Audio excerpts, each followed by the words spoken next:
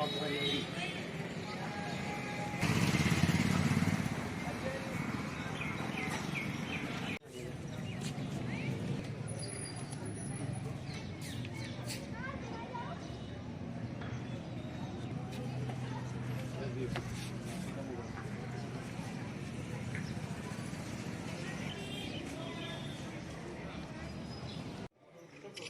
17 रुपये कौन सी सीटी खरीद करिए सिक्को को भी कमाने में रिपेट 500 रुपया बटी शू गंचो ले आओ उधर से गंचो सर उधर से आएगी अच्छी उधर से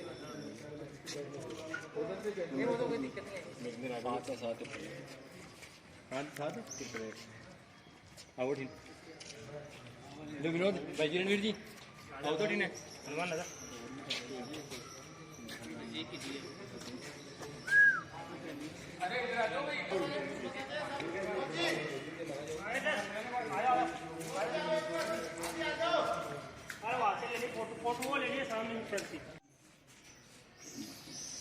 जैसा कि हमने बावड़ी के बारे में आपको बताया था कि यहाँ की जो पूरी जानकारी यहाँ के जो गाइड द्वारा दी जाएगी। हमारे ये साथ है विनोद जी सावरे जो कि यहाँ के जो है गाइड है। ये हमारे साथ इस बावड़ी के पूरी जो इतिहास है वो पूरा साझा करेंगे। जी विनोद जी, हम आपसे पूछें ये कितनी पुरानी बावड़ी है और इसका क्या इतिहास है, थोड़ा विस्तार से बताइए। मतलब ये चांस की बात है कि आज पहला दिन है सोमवार का, बंद सोमवार की शुरुआत में आप आए और बरसात जो होने लगी है, ये अच्छा संयोग है। और बावड़ी बनाने का जो मेन मकसद था, बावड़ी क्यों बनाई जाती है, बावड़ी बनाने के पीछे ध्येय क्या था। आज और हम जिस पानी की कमी से जूझ रहे हैं पूरे राजस्थान में, पर हिंदुस्तान में अलग अलग स्टेट्स में, उसका सबसे बड़ा है पानी कमी। ग्लोबल वार्मिंग कहें या चाहे क्लाइमेट चेंजेज कहें, लेकिन पहले के लोग भी काफ़ी एडवांस थे। उन्होंने ऐसी टेक्निक का इजाद किया ताकि जो बरसात का पानी बरसे 3 महीने, जुलाई अगस्त सितंबर, जिसको चौमासा के नाम से जानते हैं, तो उस दौरान जब बरसात का पानी बरसेगा इस पूरे कैंपस में इसमें इकट्ठा हो जाएगा। जब बरसात चले जाती थी फिर इस पानी को यूज में लेते थे। तो बहुत सारी बावड़ी है राजस्थान में, 112 ऐसी बावड़ी जो लिस्टेड है गवर्नमेंट की तरफ से। पर आजकल इसी बावड़ी की तरफ लोग क्यों आकर्षित हो रहे हैं, ये आकर्षित होने का सबसे बड़ा कारण क्या है कि जितनी बावड़ी है राजस्थान या राजस्थान से बाहर, या तो मिलेगी आपको आयताकार रेक्टेंगुलर, या मिलेगी गोलाकार सर्कुलर, पर ये एकमात्र बावड़ी है जो स्टीरियोस्कोपिक है। इट मीन्स इसकी लंबाई चौड़ाई बराबर है। तो ये ऐसे लग रही है कितनी गहरी बावड़ी है, पर है 19.5 मीटर। अब ये 19.5 मीटर का मतलब क्या हुआ, इसमें जो हर एक जो लेवल है 5 फीट का है। तो यहाँ 13 लेवल से टॉप टू बॉटम अभी 11 नजर आ रहे हैं क्योंकि 2 डूब गए। और ऐसी उम्मीद है, ऐसी में संभावना व्यक्त की जा रही है मेट्रोलॉजी डिपार्टमेंट की तरफ से कि इस बार एवरेज मानसून से भी ज़्यादा आने वाला है। तो मैं समझता हूँ शायद 2 लेवल और ऊपर आ जाएगा, यानी 10 फीट और ऊपर आ जाएगा। अब ये बावड़ी यहीं क्यों बनाई गई, बावड़ी कहीं भी बनाई जा सकती थी, ये बावड़ी यहाँ इसलिए बनाई गई। ये बावड़ी, इसकी जो फिजिकल ज्योग्राफी, इसकी जो भौगोलिक संरचना है, बहुत अच्छी जगह है। ये 2 नदियों के बीच में। अभी आप सिकंदर जो हाईवे की तरफ से आ रहे हैं 21 हाईवे नेशनल हाईवे की तरफ से, तो एक बाणगंगा नदी का पुल मिला होगा, अब वहाँ टोल प्लाजा है। और बानी की तरफ जाएंगे फिर एक नदी आएगी सावन नदी। तो 2 नदी के बीच होने की वजह से नीचे से पानी आता है और ऊपर क्या ही पानी बरसता है। तो बिना पानी के ये बावड़ी कभी नहीं देखी गई। तो इसकी खूबसूरती यही है कि न केवल अपनी आर्किटेक्ट बल्कि अपनी आर्ट एंड आर्कियोलॉजी के लिए जानी जाती है चांद बावड़ी। जगह का नाम आभानेरी।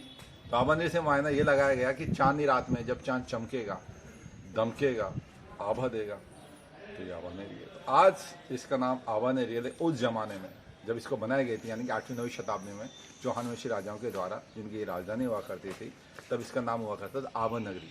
तो चौहान वंशी राजाओं ने जहाँ भी राज किया वहाँ उन्होंने बावड़ी बनाई। तो ये खूबसूरत बावड़ी 8th-9th सेंचुरी AD, मीन 8वीं-9वीं शताब्दी में, मतलब 1200 साल पुरानी। अब ये बावड़ी न केवल पीने के लिए बनाई गई, 3 तरफ जो स्टेप्स दिख रही है न केवल पीने के लिए थी, जहाँ महिलाएं नीचे उतरती, जिनको राजस्थानी में पनिहारिन बोलते हैं, महिलाएं नीचे उतरती थी, पानी लेके वापस आती थी। यदि पानी की आवश्यकता ज़्यादा है तो पानी खींचने के सामने रहट भी चलती थी। बैल नीचे उतरते थे, बैल उतर के चक्कर लगा के पानी को लिफ्ट करते थे।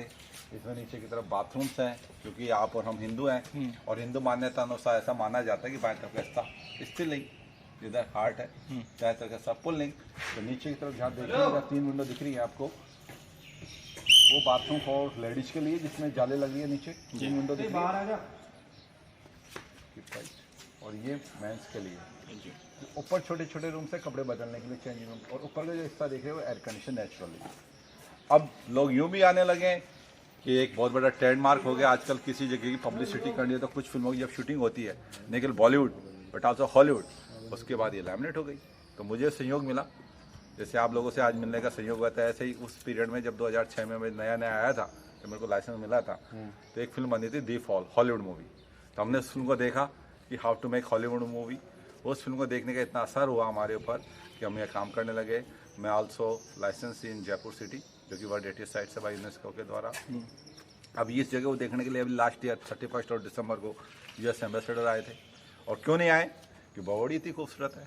एक फिल्म बनी थी भूल भुलैया, जिसमें अमीषा पटेल का डांसिंग सॉन्ग में फिल्माया गया था। एक फिल्म बनी थी सलाम इश्क, जिसमें गोविंदा आजा एज ए गाइड बन के मेरी तरह एक फॉरेन लेडी को गाइड करते दिखाया गया था। एक फिल्म और बनी थी भूमि, जिसमें संजय दत्त और अदिति राव हैदर का एक क्लाइमेक्स शॉट था। एक फिल्म और बनी थी धड़क, एक फिल्म बनी थी मराठी में सराइट, उसकी हिंदी में बनी धड़क, श्रीदेवी की बेटी की फर्स्ट डेब्यू फिल्म, उसकी शूटिंग हुई। कोई है स्टार उत्सव पर एक प्रोग्राम आता था लेट टाइम। तो कुछ फिल्मों की सीरियल्स और वजह से ये जगह लैमिनेट हो गई। और लैमिनेट होने का एक बड़ा एडवांटेज ये भी है कि ये 3 नदियों के बीच, 3 सिटियों के बीच में, एक तो आगरा, दिल्ली एंड जयपुर, जो कि गोल्डन ट्रायंगल के नाम से जाना जाता है। सर इसका यहाँ से ज़्यादा दूर है नहीं। जो पर्यावरणविद है या पर्यावरण प्रकृति प्रेमी है, वो सरिस्का घूम के इधर निकलते हैं। आज एक टूरिस्ट आए थे सुबह, मैंने मॉर्निंग में वो सरिस्का देखा था उन्होंने, और वो आए थे। एक का ज़्यादा दूर नहीं है यहाँ से भी, रणथंभौर, वहाँ से भी लोग अब आने लगे। तो इन तीनों चारों जगह के बीच होने की वजह से अब लोगों का आकर्षण बढ़ रहा है, और उस कड़ी में आप लोग भी आए। विनोद जी, यहाँ की मान्यता है कि यहाँ एक बारात जो है दूल्हे सहित पूरी गई, उसकी क्या? देखो ऐसा है, मैं इसमें स्पष्ट रूप से बोल सकता हूँ जी कि यहाँ 7 समाज के लोग रहते हैं। कोई समाज ये तो कहे कि भाई मेरे समाज में बारात आई थी, सब कहते हैं बारात आई थी, पर हामी कोई नहीं बढ़ता कि भाई माली समाज में आई थी, गुर्जर में आई थी, ब्राह्मण में आई थी। नहीं, तो ये क्या क्यूजन थी, इसको बोलते हैं लोकल टेल्स। जी, हर जगह की लोकल टेल्स होती है। आपने कही मैंने सुनी, मैंने किसी से सुनी और मैंने किसी को बताई, तो वो सर्वे के साथ चलती रहती है। यानी डॉक्यूमेंटली इसका कोई प्रूफ नहीं है, और है भी नहीं। क्योंकि आप सोचो आज और हम हिंदुस्तानी यहाँ बैठे हुए हैं मॉडर्न एरा में जी रहे हैं। हिंदुस्तानी आदमी राकेश शर्मा जो चांद पे जा चुका है, और मैं चांद बावड़ी के बारे में अगर ऐसी बातें कहूँ तो मेरे जैसे अप्रूव्ड गाइड को बड़ी बेमानी लगेगी ये बातें। इसमें कोई सच्चाई नहीं है, ये कोई बारात गायब हुई थी। बात सच ये है, यहाँ 2 सीक्रेट टनल्स है जिसको अंधेरी उजाले के नाम से जानते हैं। वो इसलिए कि स्केप रूट होते थे पहले राजा महाराजाओं के ज़माने में अपने आप को बचाने के लिए। तो एक मंदिर को जाता है और एक गांव से बाहर निकलता है। और इस बात को मैं नहीं कहता, इस बात को डिस्ट्रिक्ट गजेटियर कहता है। तो हर डिस्ट्रिक्ट एक गजेटियर होता है। तो 1987 में गजेटियर छपा था, क्योंकि ये 2 जुलाई 1991 में बना था।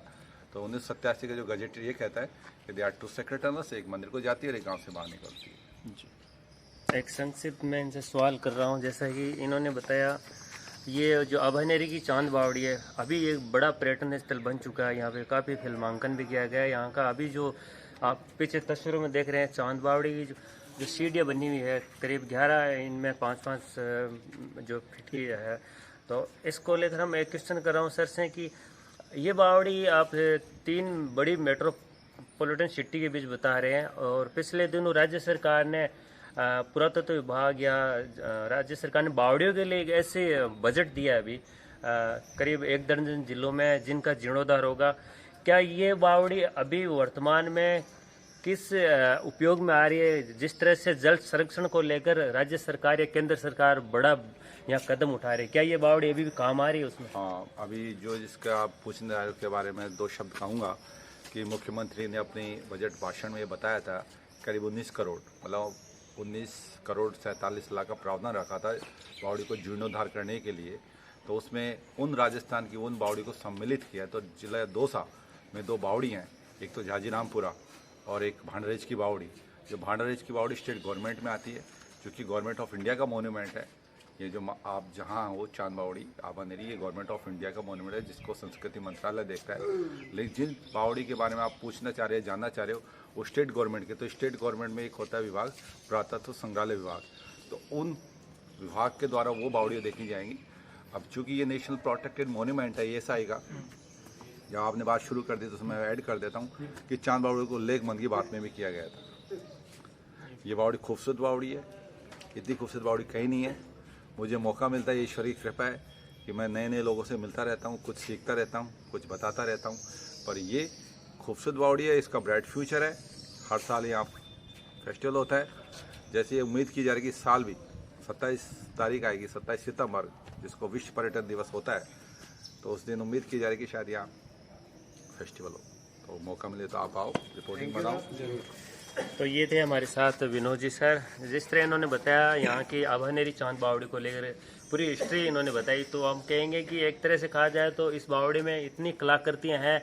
आज यहाँ से देश भर से पर्यटक आते हैं और इसका जो एक देखने का जो यहाँ से हम खड़े होकर देखते हैं तो हम भी आश्चर्यजनक रूप से हमें देखने को मिल रहा है। इसमें जितनी भी यहाँ पे मूर्तियाँ हैं, ऐसी कोई मूर्ति नहीं है जहाँ जो वो खंडित न हो।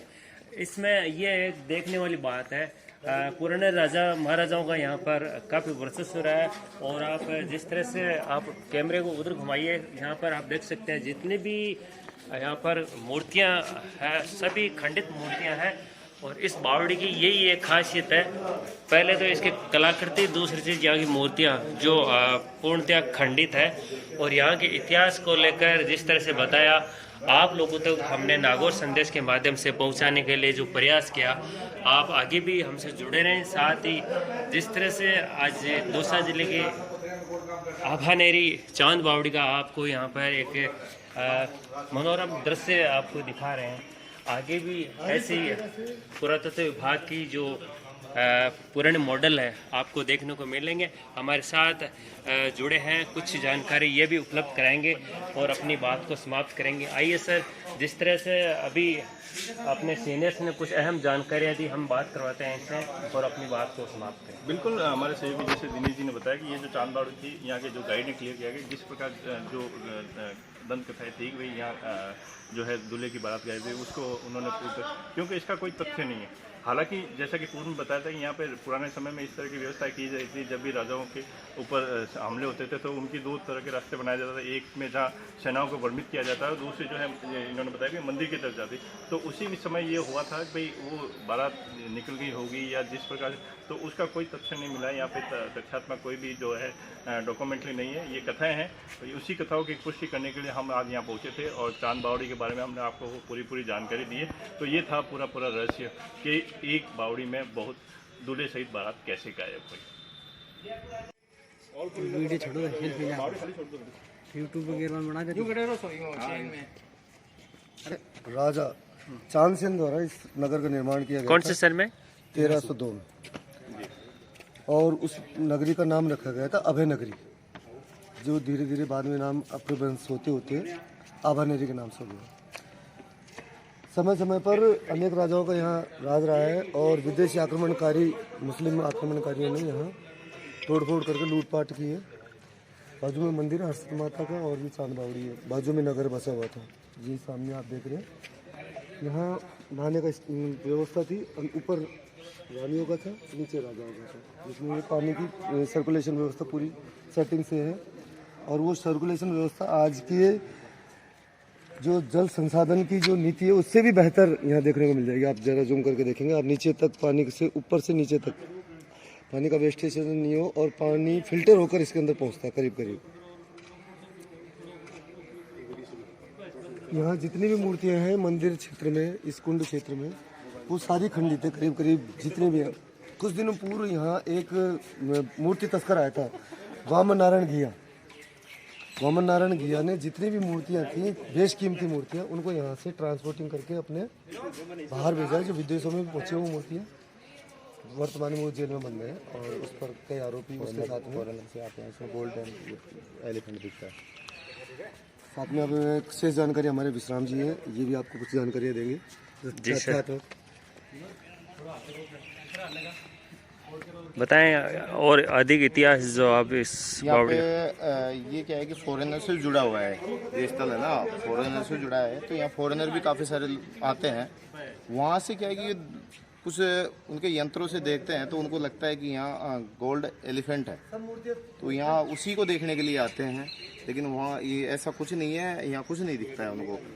उन्होंने ही जानकारी दी कि भाई वहाँ गोल्ड टेम्पल दिखता है, गोल्ड एलिफेंट दिखता है, यहाँ कुछ नहीं देखने को मिला है। वैसे क्या है कि पहले अब तो रेलिंग वगैरह लगा दी है, पहले रेलिंग नहीं थी और उससे पहले एक बार बहुत पहले की बात है, हमारे भी बुजुर्ग कहा करते थे कि दूल्हे सहित बारात गायब हो गई है।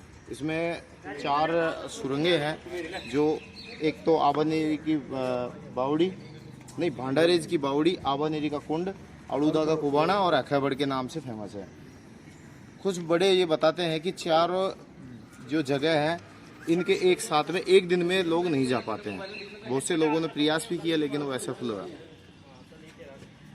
पहले नीचे जाने के लिए भी ये रेलिंग नहीं थी, जा सकते थे, लेकिन अभी बंद किया हुआ है साहब, हादसे होने के बाद। हाँ।